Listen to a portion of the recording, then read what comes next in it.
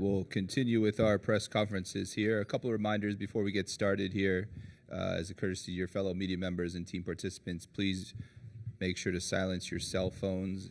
For those in the room here, please make sure to raise your hand and provide your name and media affiliation each time you ask a question here.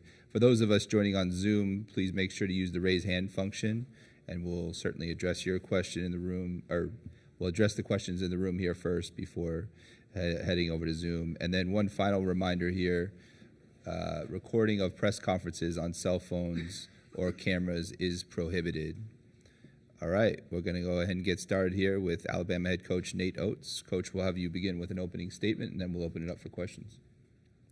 Yeah, our guys are excited. I thought they're good practice, locked in. I mean, North Carolina's one of the best teams in the country, #1 seed, deservedly so. They got a lot of talented guys. I mean, we've got our hands full. Our defense is going to have to be a lot better than it's been most of the year. I thought we had a good defensive game against Grand Canyon. Our offense wasn't very good. We're going to need both of them together, playing well to be able to beat North Carolina. But I do like where our guys' heads are at. Luttrell's being reevaluated by the medical staff every day, and he's basically on a day-to-day basis now. So I'm not sure if he'll be available or not until they let us know tomorrow. So other than him, we're healthy. Obviously, and Davin's out. But you know, I think our guys are locked in. It should be a fun game. North Carolina likes to get up and down the floor, as do we. So it's going to be a pretty fast-paced game. I would think.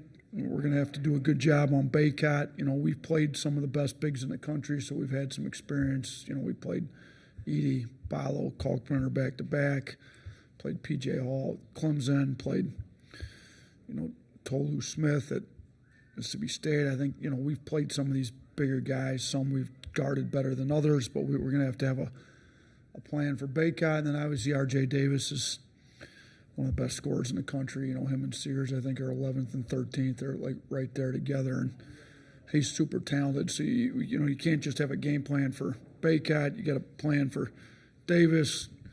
Cormac Ryan hit 7 threes against us. He was 7 of 9 from 3 in the tournament against us when he was at Notre Dame. Ingram just went 5 of 6 from 3 last game. So they've got multiple guys that can shoot it, score it inside. That's why they're #1 seed. So we've got our hands full. We know it, but I think our guys are locked in and ready to go. All right, we'll begin here in the second row, the AP. Oh, sorry, we'll move to the first row. Nick Kelly, Tuscaloosa News. Nate, Milwaukee, or Diabate, I should say, had, some really good minutes for you guys last game. Essentially, has he earned more playing time, or what do you think of the minutes he's done so far for you guys? Yeah, no, he has. I mean, he's been tough, physical. His attitude's been great. You know, we always know if we put him in, we can get some toughness. So we got to find a way to get him some minutes.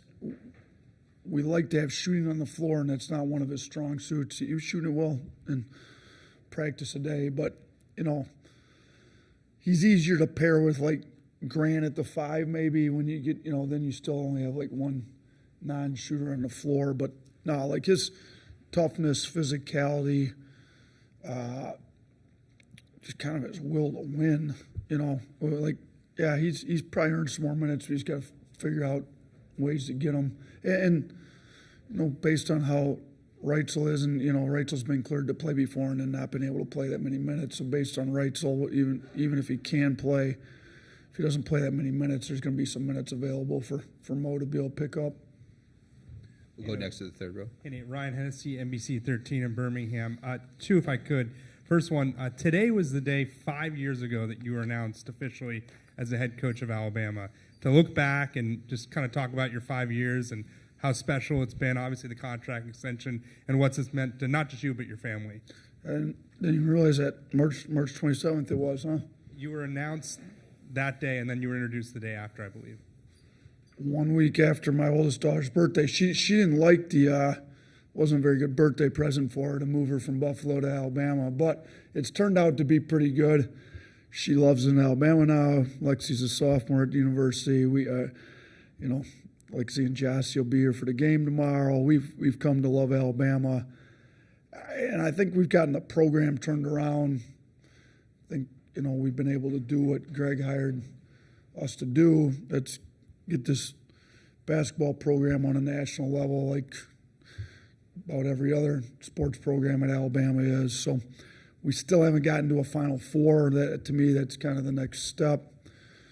So got to win tomorrow to get a chance to win another game to get to the Final Four. So, making a Final Four is not easy. You got to beat some good teams. You got to upset some teams. So, we've somebody gave me a good stat the other day.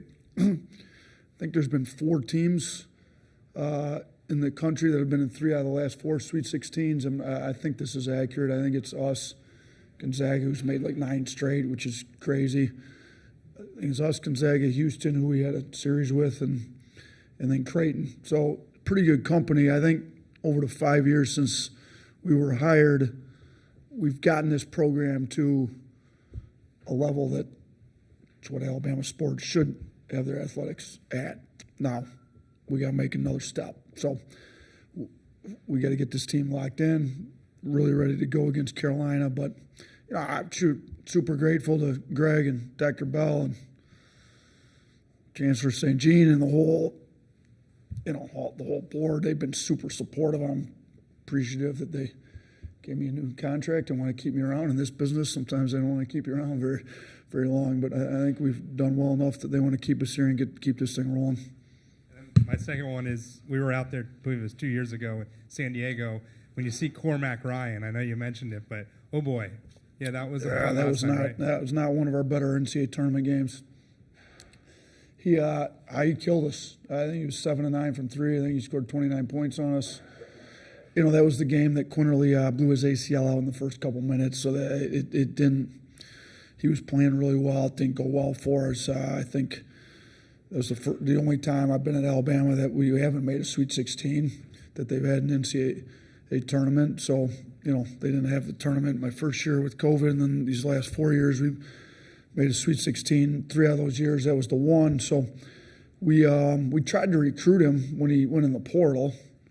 If a kid destroys you like that, it'd be good to add him to the roster. We were not successful in our recruitment of him. He picked another pretty good basketball program, and here we are. So we've got to try to figure out how to stop him a second time.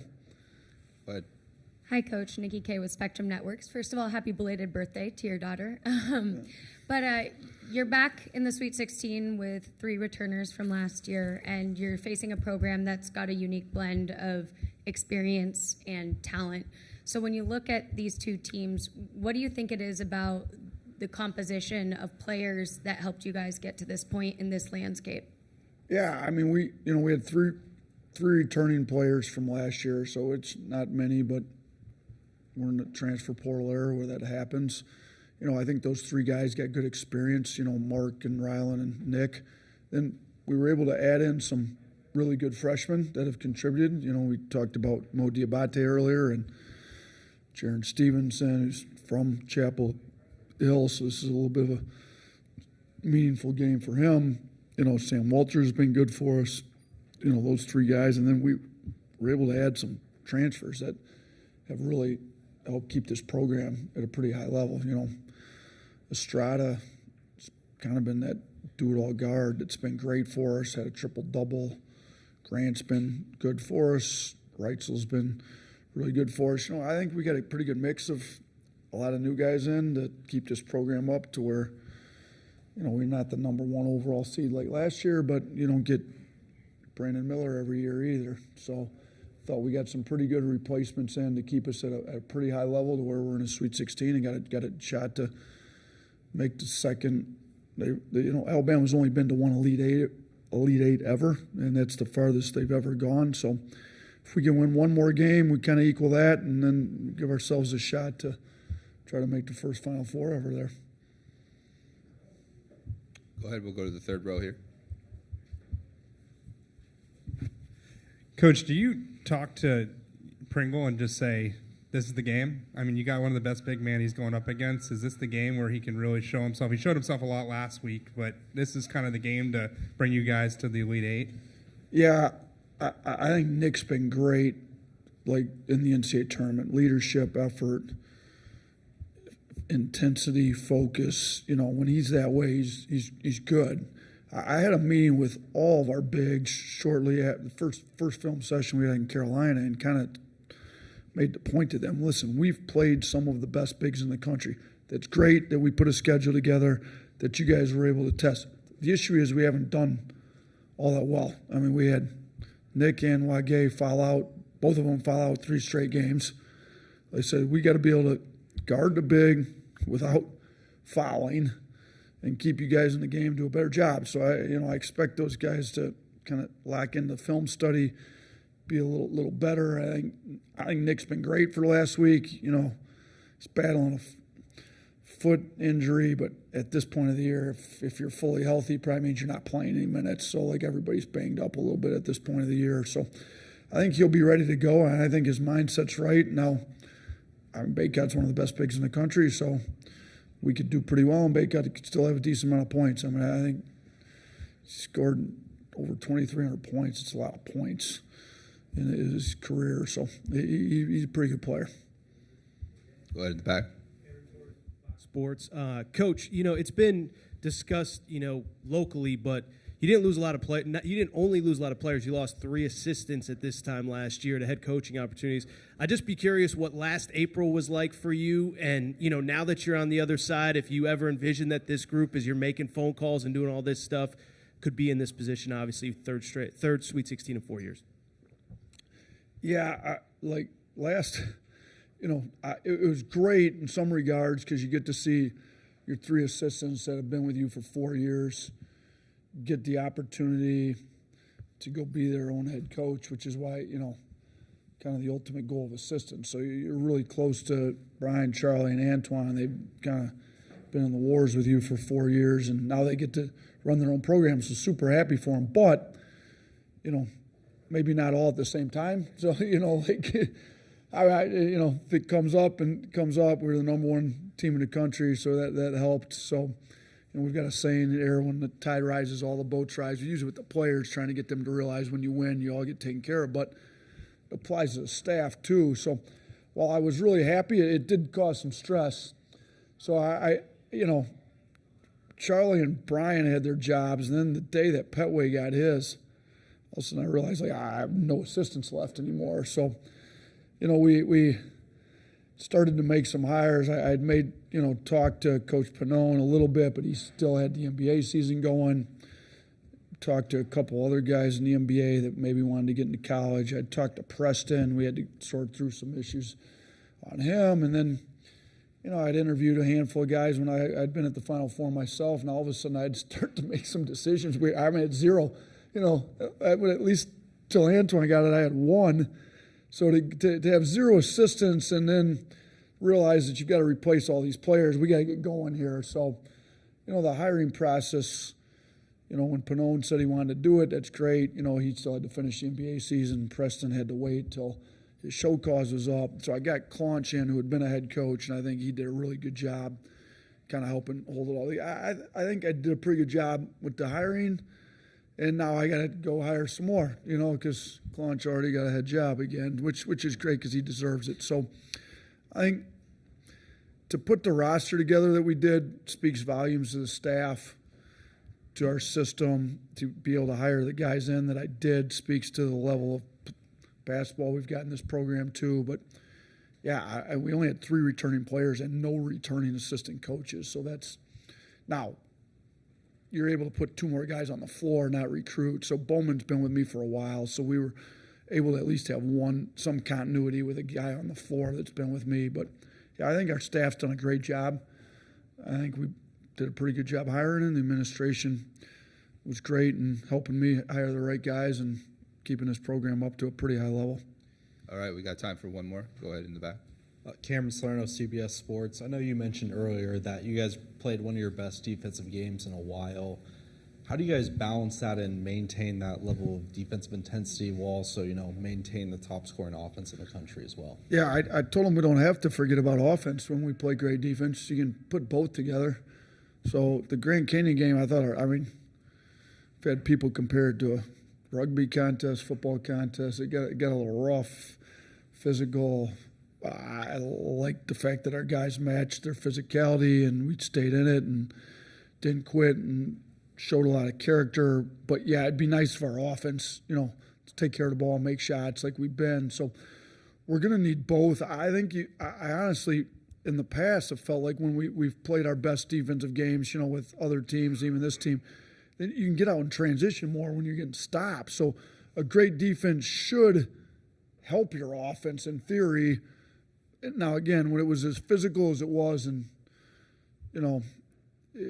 guys had to get used to the officiating and what was going to be called, what wasn't going to be called. That might have had some effect on the offense.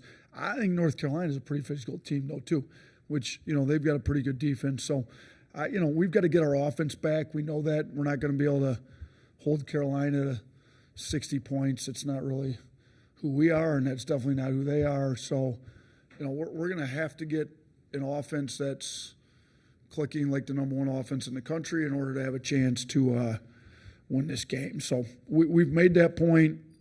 We're putting a little more time in on our offensive side, trying to figure out how to attack them. Now, they're not easy to figure out how to attack because they've got really good rim protection. They got good guards. They've got smart players. They're good. But we are putting some time in on our offensive side of the ball, too. All right. Thanks, Coach.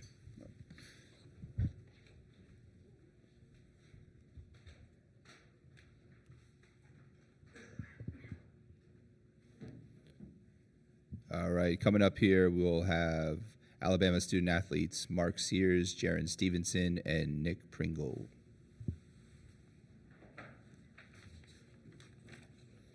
As we wait for them to come, just a couple of reminders here. Hammond Communications will post a recording of this press conference and all press conferences in the NCAA Digital Media Hub. You can find that at ncaa.veritone.com. And transcripts will be provided by ASAP. They'll be posted shortly.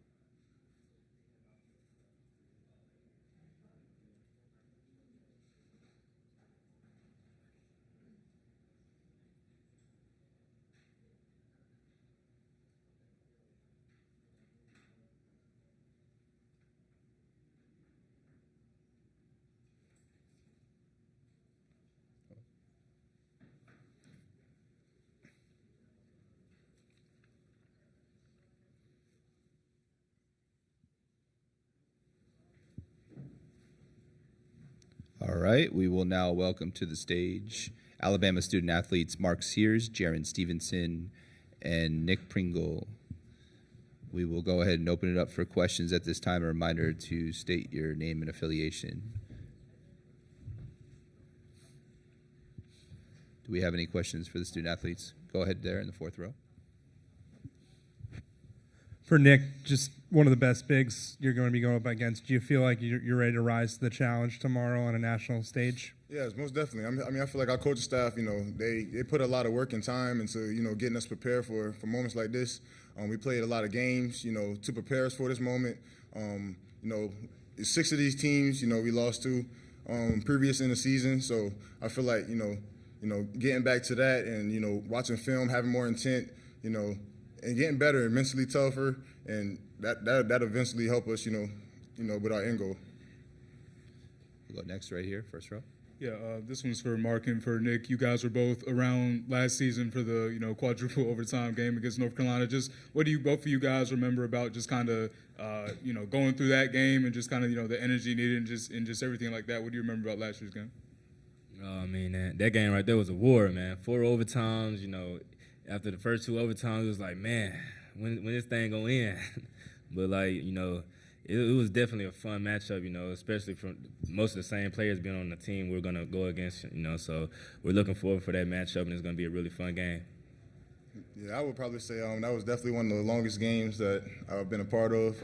I didn't necessarily play that much that game, but, I had a role where I had to, bring energy and, talk up players and, make sure everybody was locked in for the right moment. We'll go next to the 4th row. Go ahead. So it's for Mark. When you guys are on the national stage, thousands of people are watching you. They're also watching and learn about your family. There was a thing with your mom. She shoots the free throw with you. What has it been like for your family, that experience, and her being on the national stage as well? They just soaking it all in. My mama, she's very energetic. She has a lot of passion for the game. It's just a blessing for her to be able to see the outcome of her being so supportive of me throughout the years. We'll go next to the back. Get a mic over to you. Joe Reedy, Associated Press. If Latrell's not able to play tomorrow, just how much does that affect the starting lineup and what you guys do? I honestly think, Latrell will be fine. I think, we'll still have, a great game plan. If he plays or not, I think he will definitely play. But I think we still have a great game plan. We have a lot of great players. We got a lot of great coaches that can make adjustments and be able to make it happen.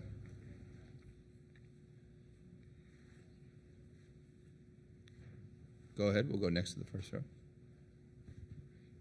Yeah, Jaron, I know for you, being a North Carolina guy and things like that, I know you considered UNC a little bit, but how much did you, I guess, kind of watch, North Carolina growing up and then obviously having the opportunity to play against them tomorrow, just kind of your initial thoughts and feelings about that? Yeah, I watched quite a bit of North Carolina basketball. I was 10 minutes away from their campus. I watched quite a bit. I know a lot of their coaches, a lot of their players.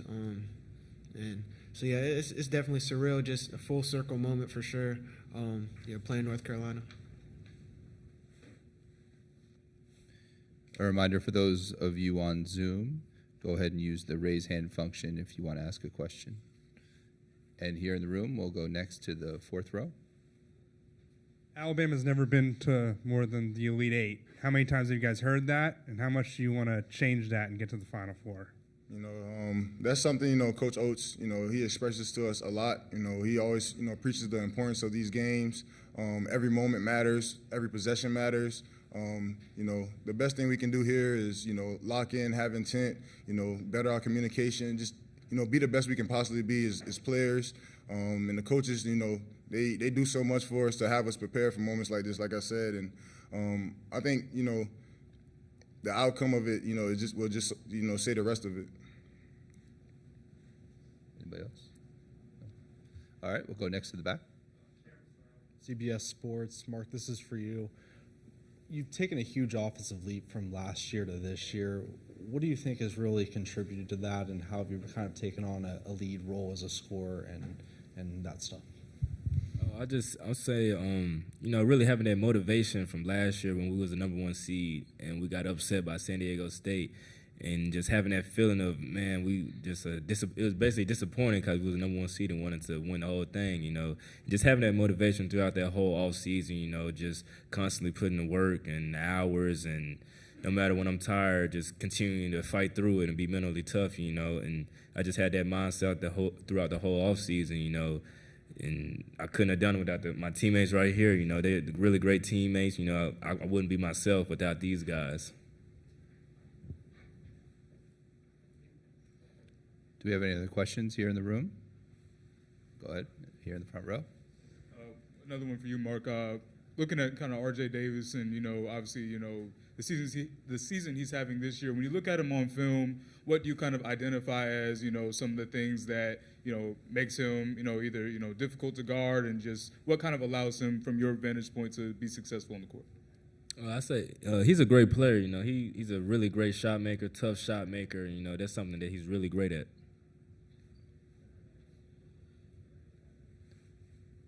Do we have any other questions? Oh, yeah, go ahead. Second row.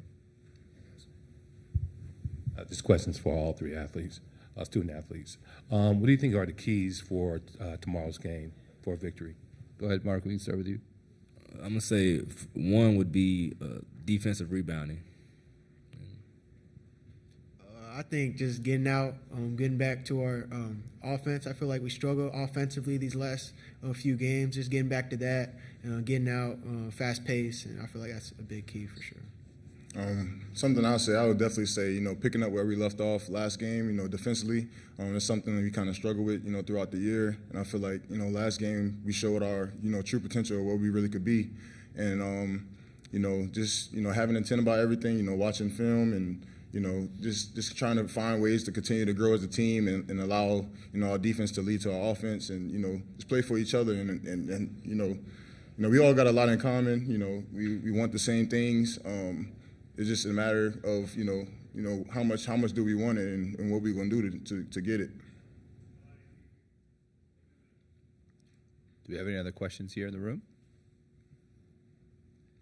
And for those of us joining on Zoom, any questions? Go ahead and raise your hand. All right, one final call for questions. We are set. Thanks, Thank guys. you.